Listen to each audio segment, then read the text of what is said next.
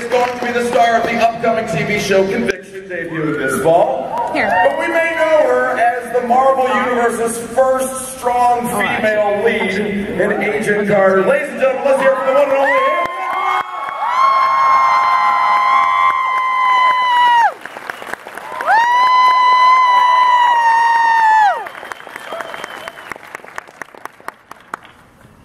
Welcome. Hello, how are you? I'm well. Hi, hello everyone, nice to see you. Hi, Hayley. A lot of people out here to see you, excited to meet you. And one of my favorite questions to ask is, do you get excited to see at these shows? You're a fan. I always get excited to see Stan Lee. Yes. Because he's my creator. Yeah. So I went up to him and I was like, you are my creator. And I do remember also having a photo op where it had gone on for about 2 hours and I was exhausted. And so when the last person left, I fell on the floor in a very dramatic, actressy way, going, I'm so tired. I opened up my eyes and saw Stan staring over me, going, you okay? Oh no! He's such a legend. I felt like a tiny person beside him. It's amazing. So I get starstruck with him because he's such a talent. He is amazing. I have a similar story that's probably not quite as interesting, but in Portland a couple years ago, he was not feeling the best, so Wizard had to find a room to hide Stan Lee in so he could take a nap. And I got to be the guy to check on him. And I coincidentally walked into the room right as he was waking up, so just like you, he was laying, and he just wakes up, and I'm just standing above him, this complete stranger standing above him. Role reversal going on. Yeah, but he was really cool about it. He's like, hey. Excelsior. Yeah. And that's actually how he woke up. He said, hey, Excelsior. Like, he just turned it on. He's like, I gotta be entertaining. It was outstanding. Well, thank you for your time this weekend. Pleasure. Know you're busy. Conviction's coming up. Yes. What can you tell us about that? Yep, because my hands are moving. I haven't read the script yet. But I can tell you from the pilot that we shot that she's, it's very different, it's modern day. My character is the daughter of a former US president, so I play American. And because it's modern, I get to wear jeans! But she's someone she's kind of lost her way in the world, but she's a brilliant lawyer. So as an investigative procedural, I suppose you call it, her attempt is to try and solve a case without falling off her own cliff, if that makes sense. So she's got her own personal structure. She's still got a thing. It's very funny. It's by the writers and the makers of House and Orange is the New Black. Nice. So I feel like I'm in good hands. So a little bit of a twisted humor, almost, to it. Yeah, a little bit of black humor. A little bit of edge to it, anyway. Yeah, a bit of an edge. Excellent, excellent. And is Conviction keeping you too busy that should another company want to bring in Agent Carter, you can't do it, or could you find the time? I will find the time.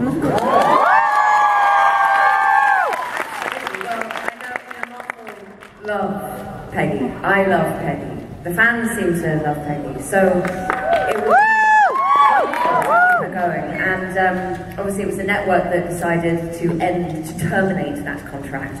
But Marvel are very, Peggy's a bit dear to their heart. So we'll see if we can bring her back in some way in the future. I don't think this is the last we've seen of her. Right. We know you're very happy. Whatever we can, if that means more petitions, tweets, whatever, you let us make that happen. All of the above. Excellent, excellent. All right, well, we got some long lines here. Let's start with this side. Hi, Adam. Oh my God, I'm stuck for you. Hi. My name's Adam. Me and my sister are huge fans of yours. She said, don't let her kiss you on the cheek. I was like, I'll try not to. She said, only if I let Jon Snow when we meet him. But my question is, I was at your lip sync battles and... Woo! Woo! Woo! Well, you were there? I was there. Yeah. Wow. Front row to the left. I was the group that yelled out, "You rock." I don't know if you remember that. I do. I appreciate your support. I was that guy. I was very much. If you were to go back and do a different song that would win it for you, what song would you do? Well, that's a very good question. Don't pretend you haven't thought about that already. We've seen your Dubsmashes on Instagram. Yeah, those are very fun. And if you've seen my Dubsmash, you know that I'm a massive Rocky Horror Picture Show fan. I would do Frankenfurter. A sweet transvestite. Obviously, I'd be dressed as a man, so, because I'm a woman. So, to make the song make sense. So I would do that. Okay, Yeah. sure. All right, thank you. Thank you. Make sure you're front row for that one, all right? Hello, my name is Nick Barrett, Hi. and I met you earlier. I have a question and a comment. My comment is, I'm still going to be your dance partner. Please don't step in my shoes. Okay. And my question is, what was it like playing a role where in secret you were told badass, but in public people you just got overlooked by people? I just drew on personal experience. Well, I think that adds to the complexity of Peggy, is that, and I think it shows that she's multifaceted. And, you know, I think everyone can relate to, at different times and different circumstances, we have to be different things to different people. And it's a skill that a lot of us naturally do. We talk differently to our parents as we would a sibling or a lover or a teacher or in the work environment. And I think that comes naturally to Peggy as well. She's someone who is very present, and so she understands the circumstance that she finds herself in and figures out the best way to use her wit and intelligence to get what she needs out of the situation. So that was great, because it just gave me something much more interesting to play than just having her badass, which is great, but only really is of any consequence if you compare it to another aspect of her character, which makes her so much more interesting. Thank you. I think that'd be a great story to show on screen as well. A season showing your growth, your climb of success as a character, where you actually finally start getting that respect from everybody that, well, you've been fighting for how long? Yeah, I think she has a deep sense of, as we find from season 1, of her own worth. And she kind of just waits for everyone else to catch up with her. And not in an arrogant way. I think it's just, she knows what her right is as a human being. She knows what she's capable of, which is why she says, I know my value. Anyone else's opinion doesn't really matter. But it just also means that she has to be very patient when she's in an environment where people can't kind of see that in her. And I think that's what a lot of people feel that they can relate to as well. I mean, I think we've all been in circumstances where we feel that we haven't really sold ourselves well enough. We haven't proved who we truly are or what we're capable of in an environment that we find that we're intimidated by. And that's something that Peggy has to deal with. Excellent, excellent. Hi, how are you doing? I'm good, how are you? Thank you for coming to Sacramento. Thank you. You're very pretty. My question is actually a little weirder question. I heard a rumor that you and Brett were seen, the guy that plays Ward, Brett Dalton? Yeah. You guys are seen at a WWE event? Is that correct? Wrestling event? Did you guys go? Wrestling? Oh, yes. Yeah. I don't think Brett was there. No, he wasn't? Oh. No. Well, I was just going to ask you, are you a fan? Yeah. I was very far away, so I couldn't really see anything, to be honest. It's not something I would choose to go to. I'm a nerd, so I like books and theatre, really. Like theater in the ring, so to speak. Yes, I respect it as the art form that it is. And they're incredibly fit and impressive humans that are very intimidating to be around. But that's how I'm going to finish that. I got your back, buddy. I'm a fan. I got you. Hey Haley, I love you so much. You're just amazing. And this is going to be shady, but do you have any advice for young women? It's amazing. I feel very privileged to be asked that.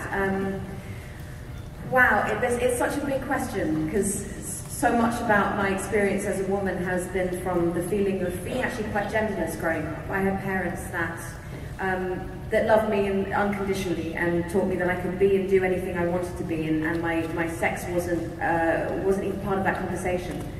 And so I think it's not just, it wouldn't be talking to just the women when I say this, but to the young men as well, young boys that are hoping to one day become men, that to accept yourself unconditionally for who you are, which I think is the biggest and the hardest thing that we can do in our lives. But once we do that, we open up ourselves to such incredible possibility of having also compassion for other people and amazing adventures, because we're not risking failure, because ultimately we know that failure is part of humanity, and that can be accepted within us as well.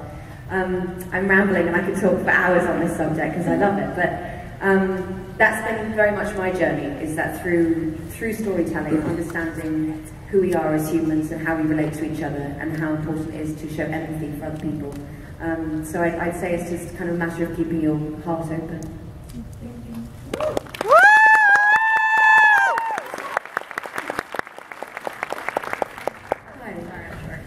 Hi, I'm Teresa. So I know you and the cast of Agents of S.H.I.E.L.D. had a Dubsmash war. Is there going to be a sequel at San Diego Comic-Con this year? Well, since Agent Carter's not coming back for season 3, I've not been invited to the San Diego. Oh! That's okay, because I'll do something else, I'm sure. And I felt that we left the Dubsmash wars on a high because I won. So that was a chapter in my life that feels complete.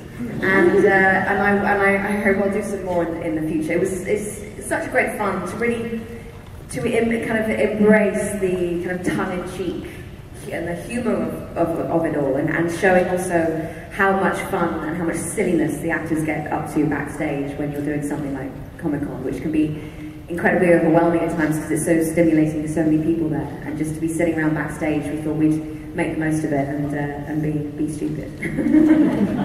Thank you. Hi, Haley. My name is Jerome.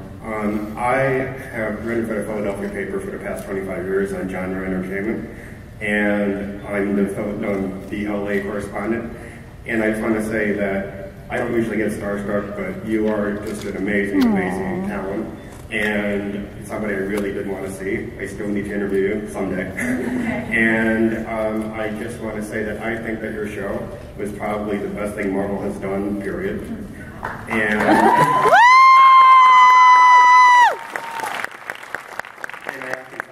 and then destroy it. They should bring it back on Netflix. So we love you. Since the Philadelphia show a couple weeks ago you were at, and it's kind of funny because I had an opportunity to either go there or come here, and I'm like, well, if Haley's going to be here, I really don't need to go up there and make the trip. So my question is, what I missed in Philadelphia was one of the comments you made about how you felt that Cap and Sharon thing was distasteful. And if you might want to clarify that, because to me, the way I saw it was that, I mean, not that she's a clone of you, but that the same traits that he admired in you, he saw in her. So I think that's important. I mean, I would be like, if I was Sharon, I'd be like, I've got plenty to offer by myself, thank you. I'm going to go to someone else. They go, what's the best? Okay, so I guess that's my question. Yeah, well, let's get this very clear. This is said with tongue-in-cheek, with with what it's intended is to be, incredibly playful. I did kind of joke that as Peggy Carter, I think she would have grounded Sharon, and it all feels a little bit too close. It feels a little bit incestuous in some way. Yeah, and that's all I'll say. Thank you. Thank you. Talks about being starstruck to you. You talk about looking forward to seeing Stan Lee, but has there been somebody on set that has made you be starstruck?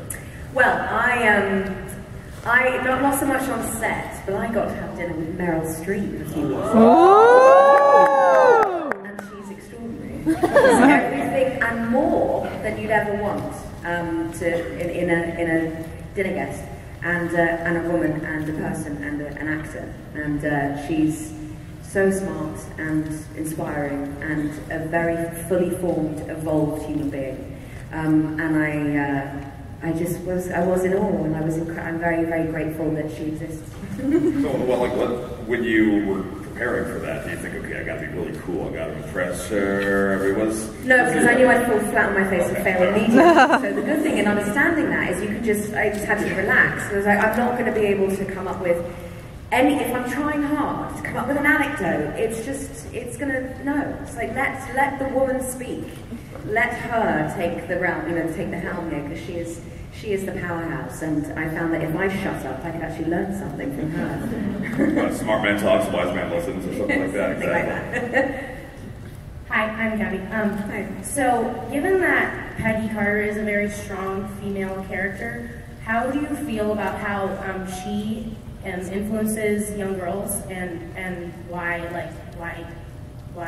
she is such a powerful character? Well, it's a real privilege, you know, as an actor. You never know, especially coming out of drama school, you never know what opportunities are going to come their way. And part of it is that I don't, as an actor, my job is to, in the storytelling, is to be to take the character and, it's the best way to explain this, to basically inhabit that character and really fight for their argument and for their point of view. Even if it goes against your own values. I mean, that's just what the role of an actor is to tell someone else's story and not your own. But when it was someone like Peggy, there was so many aspects of her that I found, for me, incredibly inspiring and helpful. You know, the fact that she is confident meant that, although as an actor I felt very intimidated by walking on to the set with Stanley Tucci and Tommy Lee Jones, you know, 7 years ago, but Peggy wouldn't have. So it enabled me to think, well, what would Peggy do? You know, I have to portray this woman. What would she do? How would she behave in this environment? And that I found helpful for me. And I've been truly touched by the effect that the character has had on men and women of all ages, really, to be able to be part of a world where she doesn't just use her sexuality, and she doesn't come from a place of hatred. She comes from a place of empowerment and humanity and compassion, but also using her wit and intelligence to get it, you know, get herself out of certain obstacles and challenges. And it's, you know, that doesn't happen a lot or often, and I feel very privileged to have been a part of that. And I think that's kind of what makes her kind of so likable to audiences, is that they relate to her. There's a vulnerability about her as well. She doesn't have to be strong all the time. And in fact, you know, the idea of what courage is not a sense of being fearless. It's feeling the fear and doing it anyway, so that in the face of adversity, you can actually practice the act of being courageous. And that's what Peggy does. And I think that's why I think a lot of people like her. Thank you. Thank you. Hello. Hi. You've done a lot of theater, film, and television work. Which one is your favorite to work with? Oh, it's so hard because they're all, it depends on the people that I'm working with and the story that we're telling. And I've loved so many different bits. I mean, I love the power of theatre, where anything can go wrong at any time and you can't say cut and begin again. And you get a feeling, you know, like I'm picking up an atmosphere in this audience that I wouldn't if this was just me and a camera, which makes it quite thrilling. There's an adrenaline that you don't have when you're working on film. And I think that also an audience teaches you as an actor on stage how to do it if you're boring them. And what you have to do to keep them interested. There's a wave that happens. Someone gets fidgety and then someone sneezes or falls asleep, and there's this wave, and you can feel the whole audience doing it, and it directs you basically. And it's very humbling because as an actor you get to sense where you are, what your limitations are at. So I'd say that was my first love.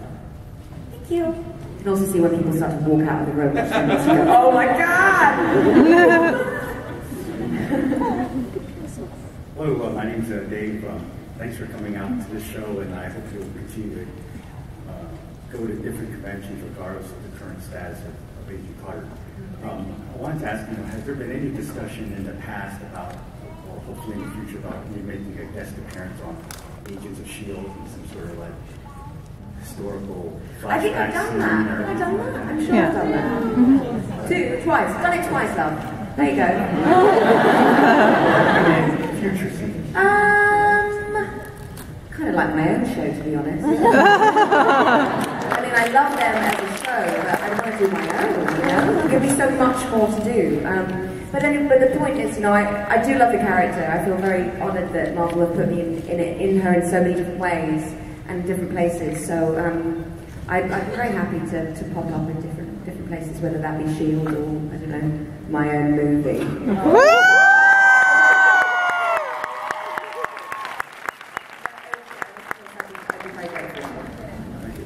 Now, yeah, a lot of us, obviously, we just watch. We're just fans. We're not behind the scenes. We don't know how these things work. If ABC canceled the show, but if Marvel wanted to add you to Agents of S.H.I.E.L.D. somehow as a regular character, obviously, logistics aside, what would ABC think?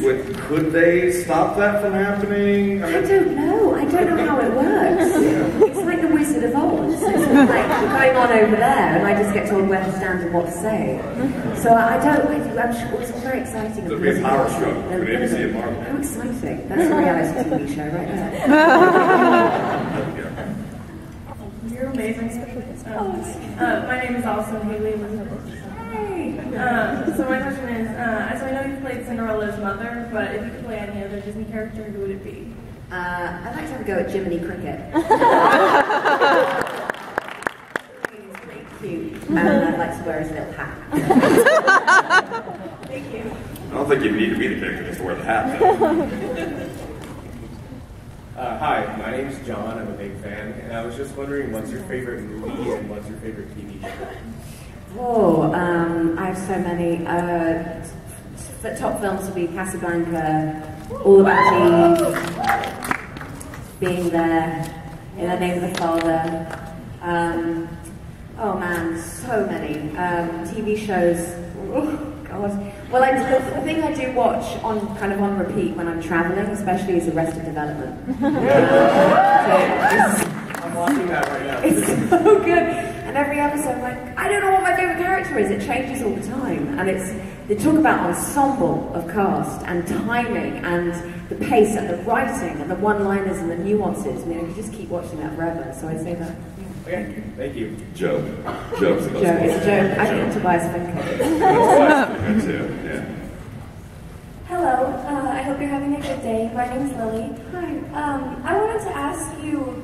So, other than the epic, iconic Dubsmash battle that you had, what are some of your favorite memories with Clark, Chloe, or any of the rest of the cast of Agents of S.H.I.E.L.D.?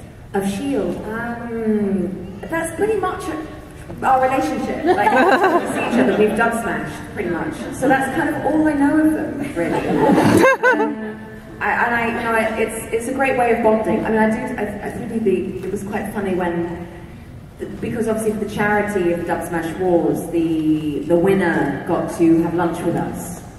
And so we all kind of sat in this restaurant in LA, and the winners, and I think it was opened up like worldwide. You know, you could come from anywhere in the world, and if you won, and get to have a trip to Hollywood, and stay in a hotel. It was all very exciting and glamorous for someone who's not from LA, but the winner was from LA. So it's like, yeah, I'm from 20 minutes down the road. I was like, okay, great.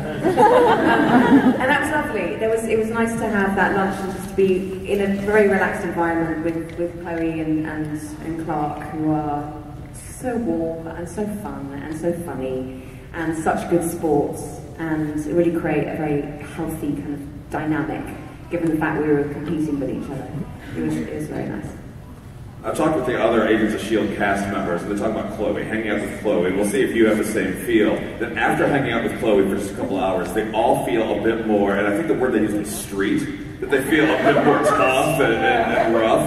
Like Elizabeth, we'll talk about Elizabeth Henstridge, we'll talk about that. Do you get any feel about Chloe? I think she's just very free in herself. She knows who she is, and I love that. She's unapologetic. Yeah.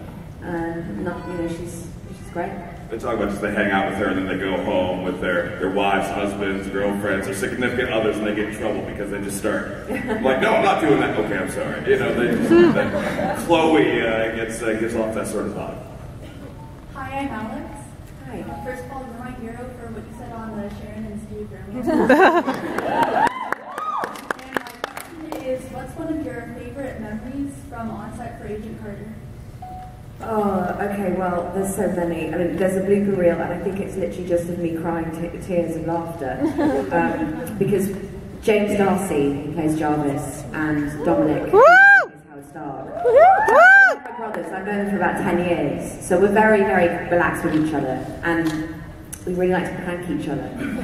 And so there was one time when, for example, I walked into my trailer and James Darcy had managed to get the art department to print every photograph of himself available on the internet. Print it out and post it all over my trailer, from the ceiling to the floor, to inside cupboards, inside my wardrobe, and inside the toilets. Finishing off with the grand finale, which is a life-size photograph of himself naked, lying on a chaise longue, with his legs over the side, with my red hat covering it. Which, of course, had to be fumigated. created, which was just useful. And we were working so much crazy hours, I never really had time to take it down. And to be honest, I didn't want to, and it gave me such joy every time I walked in and saw the stupid things. I love that. And then there was another one, which, oh, I love this so much. So sorry. So we all know Dominic is a very suave, sexy, gorgeous man. We're doing a scene, I think we're just messing around, and Dominic and I had fallen on the floor at some point, we were laughing, and someone came over and took a picture of us upside down. And we zoomed in on Dominic's face, and it was the worst picture of a human ever seen. It's horrendous, because he's upside down, and the angle is just perfect, works to perfection. I don't actually know, I've got my phone with me, it's on my phone case, but here's the thing, Dominic immediately saw it and went, take that off, I delete it, he was mortified, he hates it, and rightly so, it's awful. So he goes, I want you to delete it, so I showed him that I was deleting it. He didn't know that I had by this point already sent it to James, so he had a safe copy. So then we decided, because Dominic hated it so much, and that we decided to print it on about 100 t-shirts. Give it to every member of the crew on the last day of filming. And then, of course, the joke is carried on. We've now got it in phone case life, and it's probably going to be a bedspread at one point. But it's fun, and I can do this because Dominic has a great sense of humour about himself. He gets angry for about 2 minutes, like livid, and then he finds it quite funny. So it's why I kind of gives him permission to do it, but it's brought us great joy. So the pranks, that's the thing. Worth that 2 minutes, I'm sure, of that anger. That's great. Thank you. It's very nice to meet you. I'm gonna record this just because. Okay. We all know that Peggy will always have like a place in her heart for Steve. Yeah. But what I want to know, and what I think everybody wants to know, is just how she truly feels about Bucky. You know? Oh. Yeah. Well, he's like, you know, he's your boyfriend's best mate. It's a lovely yet awkward dynamic. You can't get too close. You can't like go and hang out with him, because then your boyfriend's going to be like, what's up, what's going on there? But also if there's tension between you, then it really screws up your own, it's difficult. It's a bit of a difficult situation. But I think, you know, Bucky's wonderful, and it's very hard to differentiate between Seb and Bucky in respect. When I see Bucky, I go, oh, it's Seb, and Seb's lovely.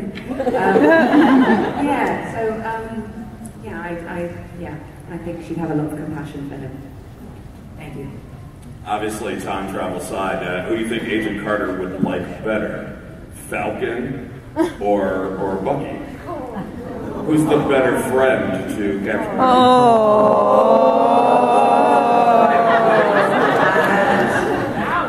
Gosh, I can't answer that. I don't want to get in the way of any bromances.